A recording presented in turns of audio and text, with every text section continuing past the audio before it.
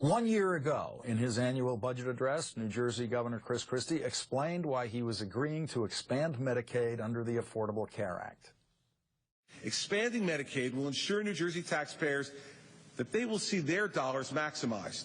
Federal funding will cover 100% of the cost of this expansion for the first 3 years, and then leveling off to 90% in 2020. Now, let me be clear. Refusing federal dollars would not mean they wouldn't be spent. It just means that they would be spent to expand health care access in New York or Connecticut or Ohio or somewhere else. Chris Christie, of course, is now entangled in multifaceted scandals in New Jersey and is trying to be the very first invisible chairman of the Republican Governors Association. And this is the ad that Chris Christie, the invisible chairman, has decided to pay for in this year's South Carolina gubernatorial campaign. Remember this guy, Shaheen? Well, first, Shaheen supported much of Obamacare, but then he refused to support the lawsuit to stop it. Now, Vincent Shaheen wants to use Obamacare for a $2 billion expansion of Medicaid in South Carolina. Joining me now, E.J. Dionne, MSNBC political analyst and the columnist for The Washington Post, and Nia Malika Henderson, also from The Washington Post. Now, I'm looking at the screen trying to pick which one of you has the most shocked look on your face. Okay, I'm going to go with Nia on this. You're shocked, I guess, probably beyond your ability to articulate it, that Chris Christie would actually support the Medicaid expansion in his state and then would use Republican Governors Association money to try to hit candidates who've done the same thing. Well, you know, this is the exact playbook from 2010. It's the exact playbook that we're seeing all over the country when it comes to Obamacare. On the one hand, you have Democratic Senate candidates as well as gubernatorial candidates either trying to run away from Obama and not have him campaign in the state, but then you have obviously Republicans trying to tie Obama to these Democratic candidates. What you haven't seen a lot of, however, is a real full-throated defense of Obamacare. And in some ways, you have to hand it to Shaheen for you know, writing to Chris Christie and calling him out on essentially what is a bit of hypocrisy there by funding this ad that criticizes Shaheen for doing exactly what Chris Christie and a number of other Republican governors have done. EJ, if you're going for any form of consistency here, the Republican Governors Association would then have to run ads against Republican candidates for governor, like Christie last time around, running for re-election, who support the Medicaid expansion.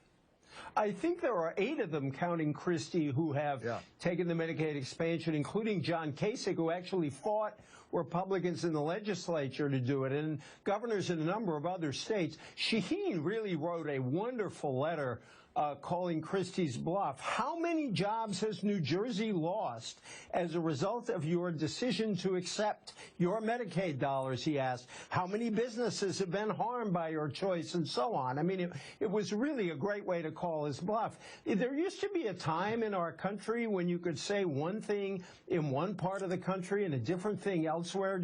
Right before the Civil War, they'd print up different campaign biographies for the North and the South. You can't get away with that anymore. You can show this ad on your show and put Christie's words right after it. And so I'm very curious where this goes. I hope it's not confined to Shaheen in fighting back against this sort of thing.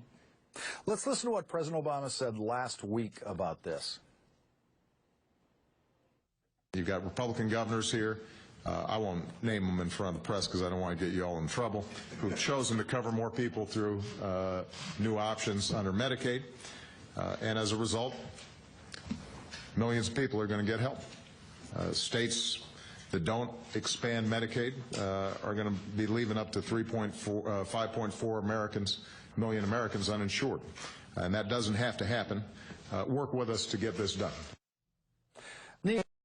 When he says he doesn't want to get Republican governors in trouble for extending this benefit to so many hundreds of thousands of people.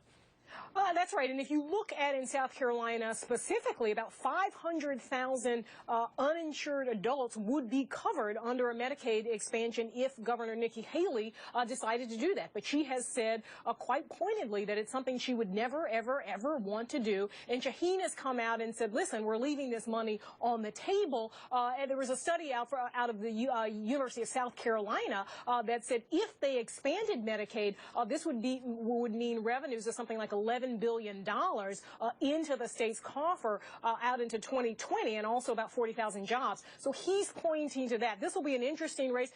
Governor Haley, for instance, has also said that she would welcome Chris Christie down to that state to campaign for her. It would be interesting to see if he actually comes and if this expansion of Medicaid comes up.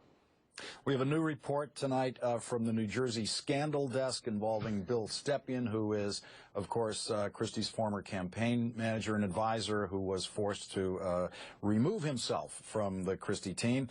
Stepien's attorney filed a response to the New Jersey special committee's motion to compel Stepien's testimony and subpoenas through documents, and his response included this information for the committee. On February 2014, mid-February 2014, FBI Special Agent Arthur Durant and DOJ criminal investigator James Otten visited Mr. Stepien's Mercer County home in his absence, questioned his landlord about his conduct and character. Was he married? Was he a rowdy tenant? Did he pay his rent on time? And left behind their calling cards, which prominently identified them as criminal investigators and left no doubt as to the nature of their investigation. E.J. Dion, that was all by way of saying another reason why he shouldn't comply with these subpoenas since he's under criminal investigation.